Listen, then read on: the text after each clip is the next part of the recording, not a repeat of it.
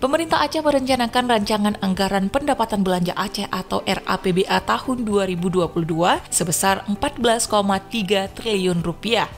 Struktur rancangan pendapatan belanja tersebut terdiri dari pendapatan asli Aceh atau PAA, pendapatan transfer, dan lain-lain pendapatan Aceh yang sah. Hal tersebut disampaikan Gubernur Aceh yang diwakili Sekretaris Daerah Aceh Takwallah dalam sambutannya dalam persidangan DPR Aceh tahun 2021 tentang penyampaian nota keuangan dan RAPBA tahun 2022 di Gedung Serbaguna DPRA Senin 22 November 2021 malam. Sekda menjelaskan, penyusunan RAPBA tahun anggaran 2022 yang menyangkut dengan anggaran penerima pendapatan asli Aceh dilakukan berdasarkan angka realisasi dan proyeksi sumber penerima yang diperkirakan akan diterima dalam tahun anggaran berkenaan. Lebih lanjut, Sekda Takwallah merinci alokasi anggaran dalam RAPBA 2022 yang terdiri dari pendapatan asli Aceh, yaitu sejumlah 2,5 triliun rupiah, kemudian dari pendapatan transfer sebesar 11,7 triliun rupiah, dan dari lain-lain pendapatan Aceh yang sah sebesar 11,3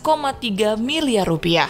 Sekda menegaskan alokasi anggaran belanja tahun anggaran 2022 akan dilakukan dengan memperhatikan kebutuhan yang benar-benar mendesak dan berdampak secara real terhadap peningkatan pembangunan dan pemberdayaan ekonomi masyarakat serta penanganan atau pemulihan ekonomi akibat terjadinya pandemi coronavirus disease atau COVID-19 dan dampaknya.